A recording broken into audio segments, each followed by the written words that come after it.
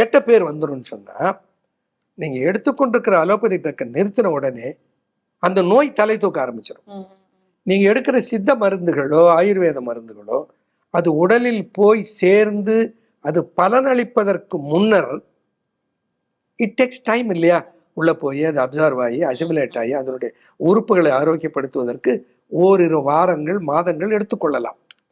ஆனால் அதற்குள்ள அந்த நோயினுடைய அறிகுறி மேலான உடனே ஒரு தேவையில்லாத அவதூறு, நான் சித்தா சாப்பிட்டு எனக்கு கூடி போச்சுங்க. நான் உண்மையில சித்தா சாப்பிட்டு கூடல, எடுத்துக்கொண்ட அந்த மருந்தை நிறுத்தியதனால் கூடியது. அப்ப என்ன செய்யணும் அப்படின்னா, சித்த மருந்துகளுக்கு பொதுவாக பின்விளைவுகள், பக்க விளைவுகள், எதிர் விளைவுகள் கிடையாது. No side effects.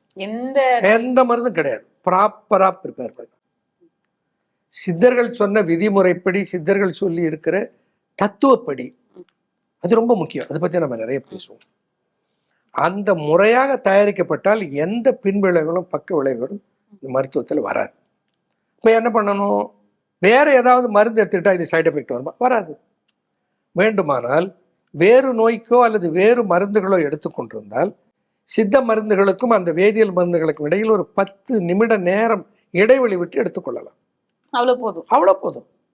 வேற ஒரு கெடுதியும் வரப்போறதில்லை. சித்த மருந்துகளை எடுக்கிற போது முன்னமே எடுத்துக்கொண்டிருக்கிற வேதியியல் மருந்துகளை நிறுத்தாமல், அது ரொம்ப முக்கியம், இணைத்தே எடுத்து அவ்வப்போது குருதியை பரிசோதித்து அந்த நோயினுடைய அறிகுறிகள் எப்படி இருக்கிறது என்பதை பார்த்து கட்டுப்பாட்டில் வர வர கொஞ்சம் கொஞ்சமாக வேதியியல் மருந்தை நாம் குறைக்க வேண்டும். அதான் புத்திசாலித்தனம். அதில் ஏமாந்துட்டோன்னு வச்சுக்கோங்க, அந்த மருத்துவத்துக்கு கெட்ட பேர் வந்து சேர்ந்து போடும். இந்த வெந்தயத்தை எப்படி கையாண்டால் என்ன பலன்? முளைக்கட்டி சாப்பிட்டா டயபெட்டிஸ்க்கு நல்லது. அதே வெந்தயத்தை நெய்யில் வறுத்து அதை சூரணமாக செய்து சாப்பிட்டால் தாய்மார்களுக்கு நல்ல பால் சுரக்கும். அந்த ஆற்றல் அதில் இருக்கிறது. ஆனால் அவங்க இப்படி சாப்பிடணும். அதே வெந்தயத்தை ஒருவருக்கு வந்து ஒரு பெண்ணுக்கு கர்ப்பப்பை தொடர்பான ஒரு உபாதை இருக்கிறது, என் அதி உதிரப்போக்கு ஒரு நோய், அல்லது வெள்ளைப்படுதல், லிக்கோரியா அல்லது மெனோரேஜியா என்ற ஒரு தொல்லை இருக்கிறது. அப்படி இருக்கிற போது அவர்கள் எப்படி எடுத்துக்கொள்ள வேண்டும்? மூல நோய் என்று ஒரு பிணி இருக்கிறது. ஆசன வாயில இருந்து குருதி கொட்டும் அல்லது எரிச்சல் இருக்கும். அப்படி இருக்கிற போது இந்த 3 வகையான உபாதைகளுக்கும், வெள்ளைப்படுதல், அதி உதிரப்போக்கு, ஆசன வாயில் உதிரம் போதல், ப்ளீடிங் பைல்ஸ், இந்த 3 வகையான உபாதைகளுக்கும் வெந்தயத்தை எப்படி எடுத்துக்கொள்ள வேண்டும்? இரவு நாம் தயிர் உர போடுகிற கப்பு இருக்கு இல்லைங்களா, அந்த குவளைக்குள்ள பாலை எடுத்துக்கொண்டு இந்த பாலில் உரை மோர் எவ்வளவு சேர்க்க வேண்டுமோ அதை சேர்த்து விட்டு நன்றாக கலக்கி விட்டு அதில் தேவையான அளவுக்கு வெந்தயத்தை போட்டு மூடி வைத்து விடுங்கள். காலையில் அது தயிராகி இருக்கும், அதில் வெந்தயம் ஊறி இருக்கும். அந்த தயிரோடு சேர்த்து வெந்தயத்தை மென்று சாப்பிட்டு விட்டால் இந்த 3 பிணிகளும் கட்டுக்கோட்டுக்கு வந்துவிடும். பைல்ஸ் எல்லாம் குணமாயிடும் சொல்லலையே, கட்டுப்பாட்டுக்கு வரும். இதனோடு உணவு கட்டுப்பாடு, அதற்குரிய பயிற்சிகள், அதற்கென்று நிறைய மருந்துகள் இருக்கின்றன. சித்தர்கள் ஆரம்ப காலத்தில் இருந்தால் இதிலே சரியாபடும். அமெரிக்காவிலிருந்து ஒருவர் என்னை பார்க்க வந்தார். பார்க்க வந்து விட்டு மருத்துவமனையில் என்னோடு பேசி கொண்டு விட்டு அவர் சொன்னார், ஐயா என்னையா விவரம் தெரியாத ஆளா இருக்கீங்க அப்படின்னு. இருந்துட்டு போறேங்க. ஏன் அப்படி சொல்றீங்க? இல்லை, இந்த 4 ஹைட்ராக்சி ஐசோலூசின் என்று ஒரு சத்து பொருளை பற்றி சொன்னீங்களே, அதை அப்படியே மருந்தாக்கி பேட்டன்ட் எடுத்தா கோடி கோடியா கொட்டுமே, அதை விட்டுட்டு எல்லாருக்கும் போய் அதை சொல்றீங்களே, அதை ஏன் நீங்க காசு பண்ணலன்னு கேட்டார்.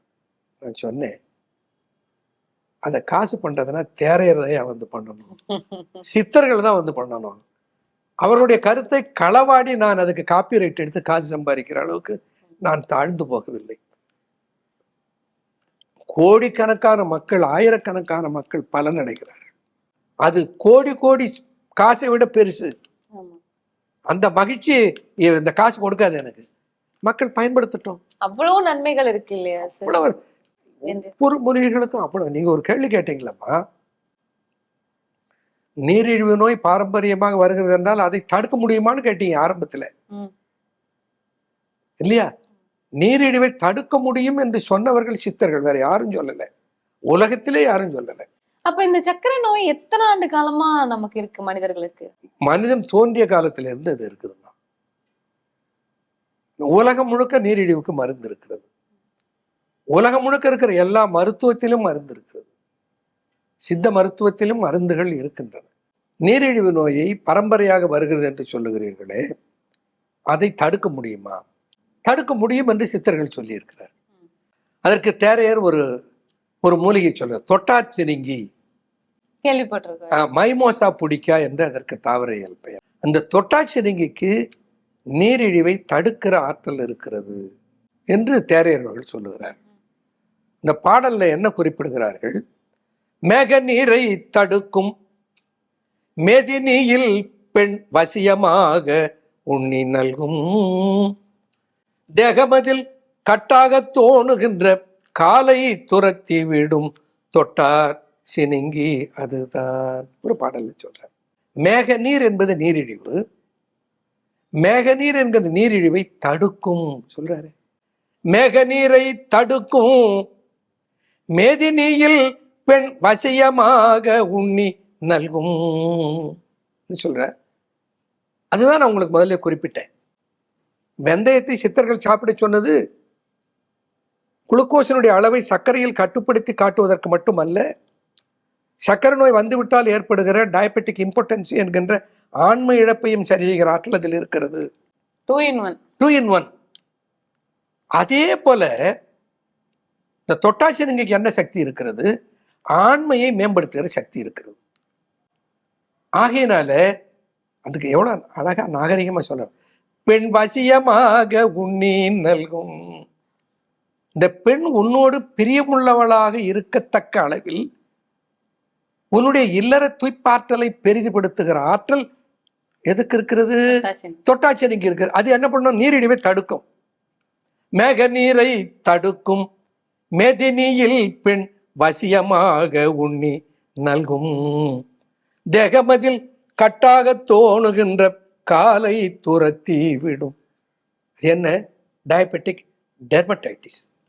நீரிழிவு வந்தவர்களுக்கு பலருக்கு சருமத்தில் சரும நோய்கள் வரும். இந்த சரும நோயும் கட்டுப்படுத்தி குணப்படுத்துகிற ஆற்றல் இந்த தொட்டாச்சினிங்கைக்கு இருக்குது. ஒரு மூலிகை தான். ஒரு மூலிகை. இப்ப எப்படி வெந்தயத்தை நெய்யில வறுத்து சாப்பிட்டாக்கா அதுக்கு பால் சுரப்பை கூட்டும், வெந்தயத்தை தயிராக்கி அதில் சேர்த்து சாப்பிட்டால் அது எப்படி பைல்ஸுக்கு உதவும், பெண்களுடைய உதிரப்போக்குக்கு உதவும், வெள்ளைப்போக்குக்கு உதவுமோ, அதுபோல இந்த தொட்டாச்சினிங்கை எப்படியெல்லாம் கையாண்டால் என்னென்ன பலன்கள் எல்லாம் கிடைக்கும். தேகமதில் கட்டாக தோணுகின்ற காலை துரத்தி விடும் தொட்டார் சினுங்கியது. தாவரத்துக்கு பேர் வச்சுக்கா பாருங்க, தொட்டால் சினுங்கியான். இந்த சினுங்குதல் என்கின்ற சொல்லு எனக்கு ரொம்ப பிடித்த சொல். ஒரு பெண் தன்னுடைய உணர்ச்சியை வெளிப்படுத்துகிற போது அவள் சினுங்குவாள்னு சொல்றான். இந்த சினுங்குதல் என்பது ஒரு கோபத்தினுடைய ஊழலினுடைய அடையாளம். சினுங்குனா அது சரியா போயிடுமா? இந்த தொட்டா சினுங்கி இலைய தொட்டா சுருங்கும், திரும்ப அது சரியா போயிடும். சரியா போகாம இருந்தா அது சண்டை, இது ஊழல். தொட்டார் சினுங்கியதுதான் அப்படின்னு தேரையர் சொல்றது. தொட்டா சினுங்கி நீரிழிவை தடுக்கிற ஆற்றல் உள்ளது. மலேசியாவில் லங்காவி என்கின்ற ஒரு இடத்துக்கு போயிருந்தேன். அங்கே ஒரு விடுதியில சென்று சாப்பிட்டு விட்டு நானும் என்னுடைய துணைவியாரும் இருவரும் சாப்பிட்டு விட்டு அந்த பில்லு கேட்டேன். அந்த அந்த சர்வர் என்ன பண்ணார், பில்லு வேணாயா நான் கொடுத்துட்டேன்னு சொன்னார். எனக்கு ஒன்றும் புரியல. லங்காவியில் எனக்கு தெரியும் யாருக்கு போகிறாங்க, இது என்ன இவர் பில்லு கொடுத்துட்டாங்க, ஏங்க யாருங்க கொடுத்தது, எப்படிங்க நான் தான் ஏன் கொடுத்துட்டேன். ஏன் கொடுத்தீங்க? உங்களால் நான் நல்லா இருக்கேன். எப்படி நல்லா இருக்கேன்? மக்கள் தொலைக்காட்சியை ஒளிபரப்பு செய்தது மலேசியாவில். இதை அவர் பார்த்துருக்கார். எதை? இந்த தொட்டாச்சினிங்கை சாப்பிட்றத பற்றி நான் சொன்னது. இங்கே பாருங்க ஐயா, எங்கள் ஏரியாவில் இருக்கிற மொத்த தொட்டாச்சினிங்கை நான் காலி பண்ணிட்டேன். இந்த தொட்டாச்சினிங்கையை நான் அரைத்து அதை அன்றாடம் சூரணமாக சாப்பிட்டு கொண்டு இருக்கிறேன். தொட்டாச்சினிங்கை கஷாயம் போட்டு சாப்பிடுகிறேன். அதனுடைய விளைவு இங்கே நான் இன்னைக்கு நீரிழிவு என்கின்ற உபாதையே இல்லாமல் ஆனந்தமாக இருக்கிறேன். அவர் திருச்சிக்காரர், அவருடைய சொந்த ஊர், அவர் பேர் சொல்ல விரும்பலை. ஆனால் அவர் என்ன சொல்றார், நீங்கள் என்னை குணப்படுத்துவீர்கள். நான் சொன்னேன், அப்பா நீங்கள் சம்பளத்துக்கு வேலை பார்க்குறேன், உன்னுடைய பணத்துலேருந்து கொடுக்காத.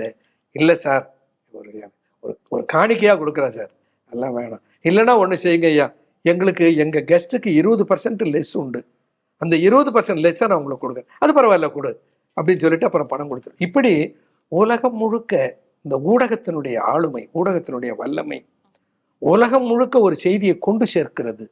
அந்த செய்தியை சொல்பவனையும் கொண்டு சேர்க்கிறது. உலகம் முழுக்க இருக்கிற மக்களுக்கு அதனால் பலன் கிடைக்கிறது. இப்படி ஒரு அற்புதமான பணியை நீங்கள் செய்கிறீர்கள். உங்கள் பணி வளர வேண்டும் என்று நான் வாழ்த்துகிறேன். நிச்சயமா.